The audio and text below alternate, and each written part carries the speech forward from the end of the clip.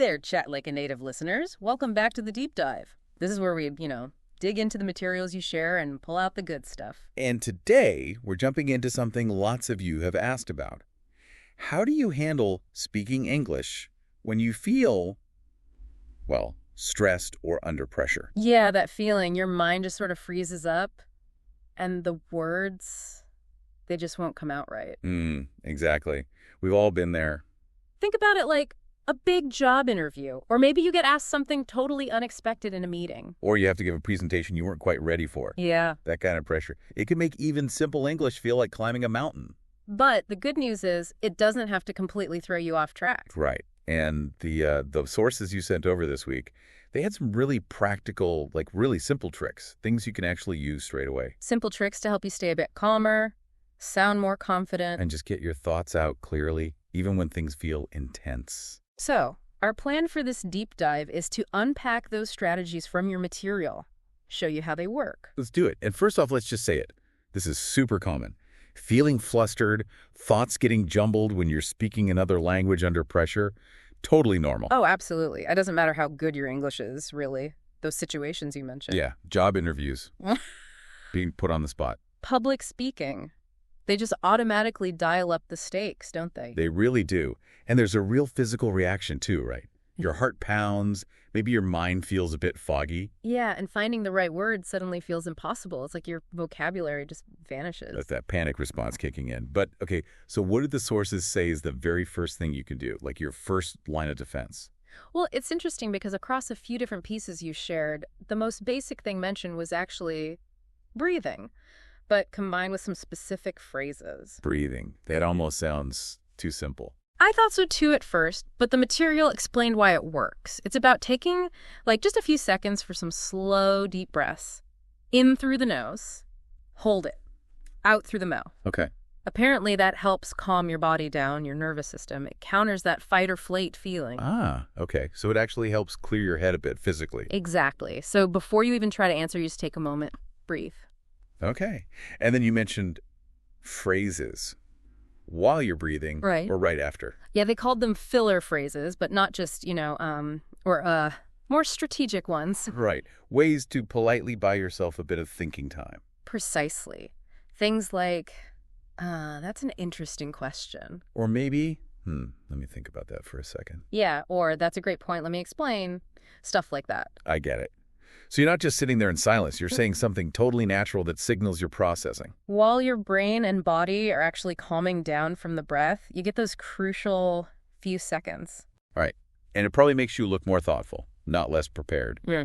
And gives you that space you need to actually figure out what you want to say. Okay, so that combo, the physical calming from the breath and the verbal time buying, that's step one. Powerful stuff. So you've breathed, maybe used a phrase. Now what? You still have to give an answer. What's next? Okay, this leads to the second trick, which some sources called the 4-second pause rule. And this one feels weird at first. It's 4 seconds. That sounds like a really long time when you're feeling nervous, like an awkward silence. It feels long to you, but apparently, to the person listening, it often just comes across as you being thoughtful, considered. Okay. And what's the benefit for you, the speaker? Well, that pause, even though it feels long, it gives your brain a real chance to catch up, to actually organize your thoughts before you start talking, especially when you're stressed and your mind's racing. So you're fighting that urge to just jump in and say the first thing that pops into your head. Exactly. And one article really stressed that pausing isn't weakness. It shows you're composed, you're in control. Right. It lets you structure your answer instead of rambling. Helps calm the nerves too, maybe. Yeah. Because you're not rushing. Yeah, definitely. And let's face it, a slightly delayed but well-structured answer, that's always going to be better than a rushed, jumbled one. Absolutely. So embracing that pause is key. All right, so step 1, breathe and use a filler.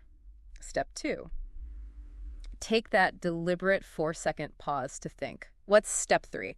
How do you actually start speaking in a way that keeps you sort of grounded? Okay, this is where anchor words or phrases come in, according to your sources. Anchor words, what does that mean? Like something to hold on to mentally? Pretty much, yeah. They're just simple, familiar words or short phrases you can use right at the start of your sentence or maybe to link ideas. Okay. They act like little mental markers. They help you focus and give you a structured starting point when your mind feels chaotic. Gotcha. Can you give some examples from the stuff you looked at? Sure.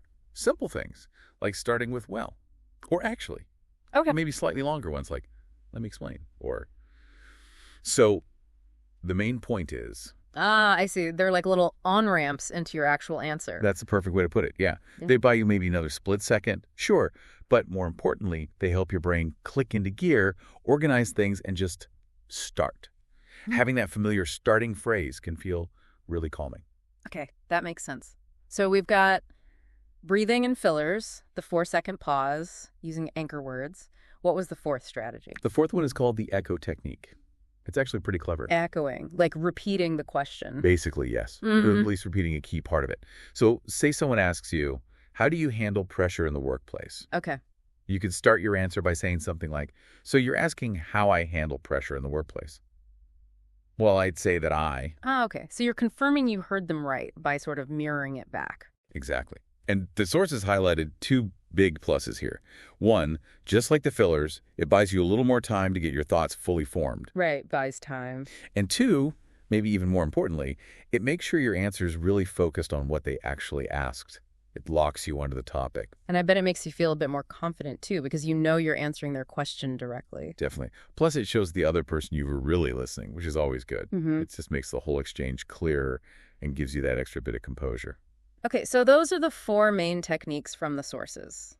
Breathing paired with filler phrases, the 4-second deliberate pause, using anchor words to start, and the echo technique. How do they all fit together, like in a real moment? Yeah, let's walk through it. Using that common stressful situation, the job interview. Imagine the interviewer asks you, what's the biggest challenge you faced in your previous job? Okay, boom. Instant pressure. Mind starts racing. What do you say? Right. So first thing, before a word comes out of your mouth, what do you do? Breathe. Take that deep breath in through the nose, hold out through the mouth. Okay, feeling slightly less panicked. Good. Step 2, follow up immediately with a filler phrase. Like, that's a really good question. Let me think about that for a second. Perfect. Buying time, sounding thoughtful. Now, step 3. The pause. The 4-second pause. Don't rush. Just think. Pauses briefly. Okay, picturing a specific challenge now. Getting the story straight in my head. Excellent. That pause is doing its job. Hmm. Now, step 4, start your actual answer, but use an anchor word. Okay, anchor word. Well, yeah. Well, one of the biggest challenges I remember facing was... Great. And you can even layer on the echo technique if you wanted to. How would that sound? Maybe something like, well, you asked about the biggest challenge I faced, and I think for me, it was probably when. Okay. Well, you asked about a challenge, and it was. Yeah, I can see how weaving those together feels much more controlled. Way better than just blurting something out in a panic. That's exactly the point the sources were making.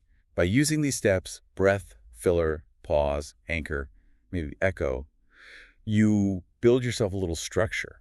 You create space. You take back some control, basically. Exactly. It lets you access your English and your actual thoughts much more effectively, even when you're feeling that stress response. Yeah, walking through it like that makes it really clear how these tools, pulled from the research you shared, can actually work. They shift you from just reacting nervously to responding thoughtfully.